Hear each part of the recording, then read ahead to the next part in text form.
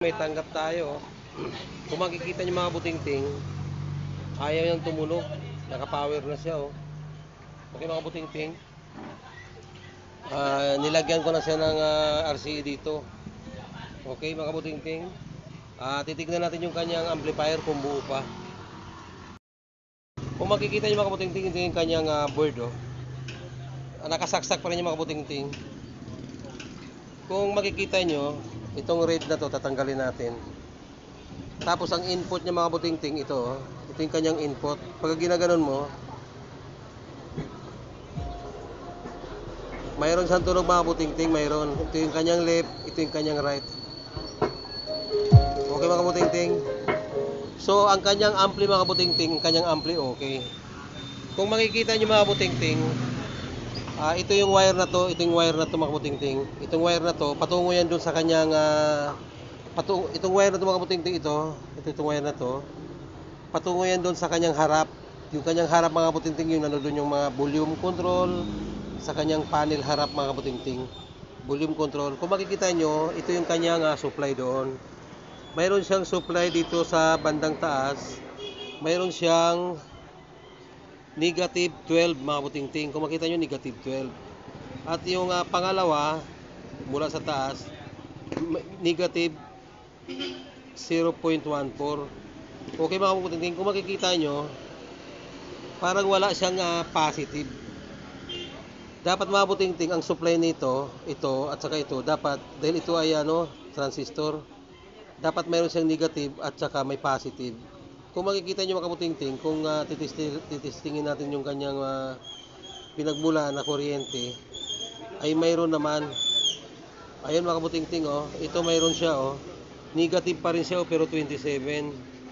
Tapos yung isa niya, itong isa niya, wala siyang supply mga butingting, oh, negative 0.14. Na yan ay tumuloy dito, oh. Na yan ay tumuloy dito mga butingting, oh. Tumuloy yan siya dito, oh. Tumuloy dito, tapos tumawid dito. Pag tawid dito mga butingting, nakita nyo, andi dito yung kanyang positive 28. Pagdating dito sa kabila, hindi siya tumawid. Malamang mga kabutingting, kaya hindi tumawid ang kuryente, baka traffic or baka may pulis. Baka may pulis na nakaharang, baka takot ito na mahuli ng pulis. Baka may ginagawang kalukuhan mga kabutingting. Tingnan nyo, oh, makita nyo, oh. Itong taas na to, ito yung kanyang negative 27. At itong kabila, dapat ito positive 28 or 27. Pero wala. Pero kung susundan nyo ang connection paputungo dito sa pagtawid dito mga kabutingting, mayroon na siyang positive. So meaning mga kabutingting, maaring supply lang ang problema ng unit nito kaya walang tunog. Ito kabutingting, anuhin muna natin itong pinagpupunikan itong dalawa, kung resistor ba or jumper man yan o ano man. Sisilipin ito mga kabutingting kung ano ang nasa ilalim niyan, kung bakit hindi tumawid yung kanyang kuryente. Okay mga kabutingting, kung makita nyo, ang akin siyang itinaob. Ayan siya mga kabutingting, oh. Hindi masyadong makikita, pero pipilitin natin na makita nyo kung ano yung tumawid na yun, na hindi siya tumawid patungo dito sa kanyang supply patungo sa loob. Kung makikita nyo mga kabutingting, nakita ko na kung anong problema. Ito mga kabutingting, oh, medyo talasan nyo lang ang paningin nyo mga kabutingting at medyo masilan ang portion na ito. Nakatago mga kabutingting yung connection ng yung pagtawid ng supply na positive 28 volts. Kung makikita nyo dito sa may kanyang glilids, sa pagitan ng dalawang kapasitor na ito, mga kabutingting, kung makikita nyo sa pagitan ng dalawang kapasitor na to, kung makikita nyo mayroon diyang kinakalawang na isang bagay na kung ating titignan ay jumper connection mga kabutingting. Kinakalawang siya, oh. Kung susungkitin natin, tingnan nyo. Ayan, nakita nyo mga kabutingting, pumiglas at naputol. Kaya hindi tumatawid yung kuryente patungo dito sa kabila mga kabutingting. Kaya ang kuryente mga kabutingting hindi tumatawid mula dito sa mula dito sa gawi dito, mula dito papunta dito, kaya hindi siya tumatawid dahil putol po ang wire. Okay mga kabutinting, ang wire na nakalagay sa ilalim ay jumper lang, kaya dito na lang natin sa ibabaw jumperan mga kabutinting para mas madali. Kasi pag doon tayo sa ilalim mag jumper, iaangat pa natin yung kapasitor na nakapagitan sa kanya. Okay, jumperan ko muna mga kabutinting para makita natin kung magkaroon na ng supply yung positive natin na supply na 12 volts. Okay, wait lang. Kung makikita nyo mga kabutingting, nilagyan ko na ng jumper, oh. Mga kabutingting, kung makita nyo, nilagyan ko na siya ng jumper. Ayan mga kabutingting, oh. Nilagyan ko na siya ng jumper mula dito hanggang dito. Gawa ng ito po yung supply ng 28 volts pagdating dito sa siya patungo dito sa dalawang sa transistor na ito. Si switching patungo sa kanyang 12 volts. Gawa ng wala siyang 12 volts dito mga kabutingting, ang lumalabas lang ay negative 0.014. Tapos itong kabila okay naman. Kung makita nyo, kaya ko yan ginampiran ng wire, gawa ng yung nasa ilalim ay kinakalawang na at wala ng karapatang mabuhay pa. Okay mga kabutingting, ipa-plug in natin at nang malalaman natin kung magkakaroon na siya ng supply. Mga kabutingting, ito plug in natin ha. Ayun. Okay. Mga kabutingting, kung mapapansin nyo, tumutunog na yung ating unit. Ibig sabihin, nagka-supply na yan. Titesterin natin ulit mga kabutingting para makita nyo na talagang yun ang nagiging problema kaya nawalan siya ng tunog. Okay mga kabutingting, ito yung tester. Sa ating tester na Direlo, mas madali nyo makita na talagang may voltahe. Okay? Titesterin ko yung may jumper mga kabutingting. Ito yung may jumper, titesterin ko. Nakita nyo mga kabutingting? 27 volts yung may jumper. Okay? 27 volts. Tapos tatakbo yan dito, patungo dito, 27 volts pa rin. Tapos dadaan siya dito sa isa pang connector, mayroon pa rin siyang 27 volts. Hindi na, 12 volts na siya mga kabutingting. Pagkagaling dito, 27. Pagpasok niya dito, 12 volts lang siya. Tapos lalabas siya dito, magiging 12 volts. Yan yung mga kabutingting, yung 12 volts na sinasabi natin kanina na nawawala. Ayan mga kabutingting, may 12 volts na siya. Oh. Kung kanina makikita nyo dito, mayroon siyang negative. Diba? Okay ang negative niya. Tapos itong pangalawa, ito yung positive na nawawala. Ngayon mayroon na siyang positive mga kabutingting. Oh. Dahil mayroon na siyang supply mga kabutingting. Oh. May supply na siya. 12 volts ay mga kabutingting. Okay na ang unit natin mga kabutingting. Ihaharap ko lang para makita kung bukod sa ginawa natin ito, kung may problema pa yung harap. Okay mga kabutingting. Harap, titignan natin kung wala na bang ibang issue, kung yung mga volume niya, kung gumagana ba ng matino or hindi. Kung hindi, papalitan mo mga kabutingting. Kung makita nyo kanina, ang issue niya ay nawala yung supply na positive 12 volts.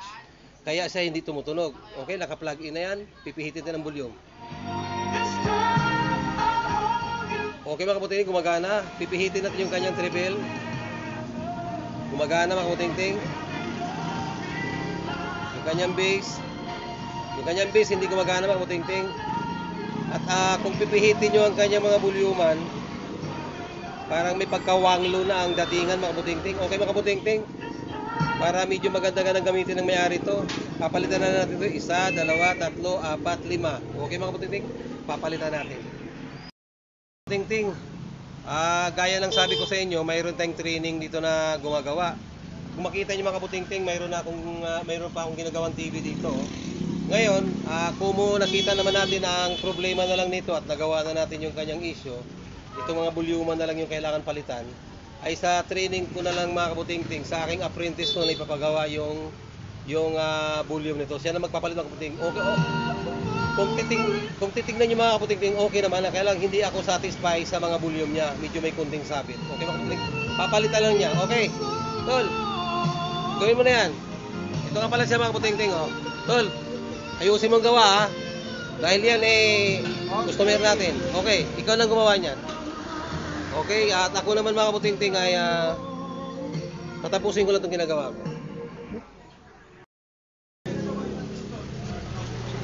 Kung makikita nyo mga kabutingting, ino-opera na yung speaker na ginawa ko kanina.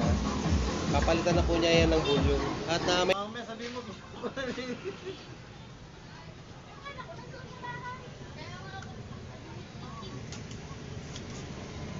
Tol, galingan mo yan ha. Ayos. Ayusin mo paggawa niyan. Dahil yan kailangan ng gagamitin sa New Year. Sila ay magpapatugtog dyan para masaya ang Happy New Year nila.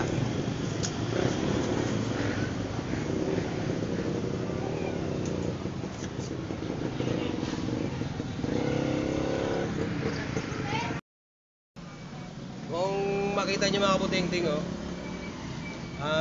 butas-butas na ang pagmumukha ng board na tinanggalan ng mga volume. Kung makikita niyo mga kaputing-ting, andito na yung volume. Nakatihaya mga kaputing-ting, nakatihaya sila. Bali ilan yan? Bali 5. Dalawang muno. Yung muno na tinatawag natin mga kaputing-ting ay yung 3 ang paa at yung stereo ay 6 ang paa. Okay mga kaputing-ting, antabay lang at sasalpakan natin ng mga bagong mga sariwa na volume control yan. Kung makita nyo mga kaputing-ting, ayan na yung ipapalit natin. Mga sariwang mga volume control mga kaputing-ting. Wala pang karanasan yan. At mga bagong usbong. Hindi kagaya nitong mga nakahilata na itong mga kaputing-ting. May mga pinagdadaanan na at mga hindi na sariwa. Okay mga kaputing-ting, ikakabit muna natin ang mga volume na sariwa na yan dito sa mga butas-butas na mga pagmumukha upang atin ng ma-final test. Okay mga kaputing-ting. Tol, pakikabit na. Tol, pakikabit na yan. Gawin mo na. Kung makikita nyo mga kaputing-ting, ayan naikabit na yung mga bagong volume control na mga sariwa mga kaputing-ting. Okay na mga kaputing-ting, isasalpak na natin. At kung makikita nyo yung nanggaling dyan na mga indo, ayan na mga kaputing-ting, nakahilata dun sa baba. Okay mga kaputing? Tol, pakisalpak na para matapos na yan. Final test na tayo mga kaputing-ting. Okay, pipihitin natin ang volume.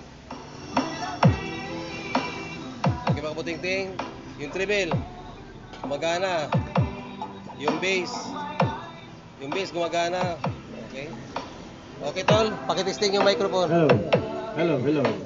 Okay. Hello. Okay na mga kaputing-ting, okay ng mic, okay na rin ang mga voluman. Are you the problem mga kaputing-ting? If you are not understand yourself, don't forget to subscribe, like, and share. Okay na ang karaoke nito.